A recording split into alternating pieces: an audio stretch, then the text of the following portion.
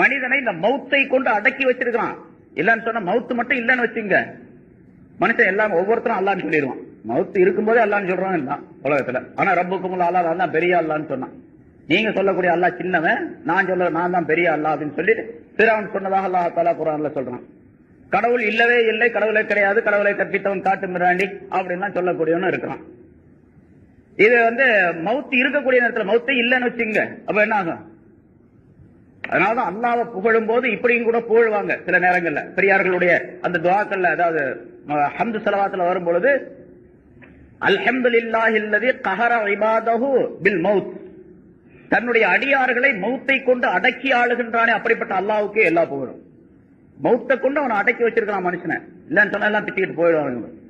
சரி, இப்ப இந்த மௌத்து வருவதற்கு முன்னதாக, மௌத்துடைய அந்த சுவை நமக்கு ஏற்படுவதற்கு முன்னதாக மௌத்துக்கு தயார் நிலையில் மனிதன் ஆகிக் கொள்ள வேண்டும் என்பதையும் அல்லாஹ் தஆலா இந்த ஆயத்தின் மூலமாக சுட்டி காட்டுகின்றான். போன வாரம் ஒரு விஷயம், ஒரு ஹதீஸ் சொல்லப்பட்டது. ஸல்லல்லாஹு அலைஹி வஸல்லம் சொல்றாங்க, அன்னாசு நியாம், மனிதர்கள் அனைவரும் தூங்கிக் கொண்டிருக்கின்றார்கள்.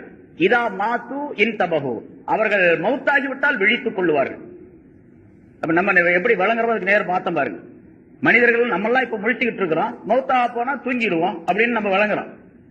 ஸல்லல்லாஹு அலைஹி வஸல்லம் சொல்றாங்க, இப்பதான் நீங்க தூங்கிட்டு இருக்கிறீங்க, மௌத்தா போனா தான் விழித்துக் கொள்வீர்கள் அப்படின்னு சொல்றாங்க ஸல்லல்லாஹு அலைஹி வஸல்லம். அதனால அந்த மௌத்து வரக்கூடிய நேரத்தை விழித்துக் கொள்வீர்கள் என்ன அர்த்தம்? ஆஹா, நம்ம ஏமாந்து போயிட்டோமே அப்படின்னு அப்பதான் கவலை வரும். உலகத்துல ஏமாந்து போயிட்டோமே, இவ்வளவு நாள் வரைக்கும் சரியான ஒழுங்கான வேலைகளை செய்யலையே, எந்த வேலை செய்யணுமோ அந்த வேலையை விட்டுப்பட்டு வேற வேலையில ஈடுபட்டு இருந்தோம் என்று அப்பதான் நினைப்பு வரும். அதான் விழித்துக் கொள்வீர்கள் அப்படின்னு ஸல்லல்லாஹு அலைஹி வஸல்லம் சொல்றாங்க. அதனால ஹாசிபு நுஃபூசக்கும் கப்ல அன் துஹாசபு மூத்து கப்ல அன் தமூத்து, நீங்கள் இறந்து விடுவதற்கு முன்னதாகவே இறந்து விடுங்கள் அப்படிங்கிறாங்க. ஒரு நாளைக்கு நிச்சயமா இறந்து போவீங்களா, அதுக்கு முன்னாலே இறந்து போங்க அப்படின்னா என்ன அர்த்தம்? இப்பவே மூத்தா போவீங்க அர்த்தம். இறந்து போய்விட்டால் என்ன நடக்குமோ அதற்காக வேண்டி தயார் செய்து கொள்ளுங்கள் அப்படின்னு அர்த்தம்.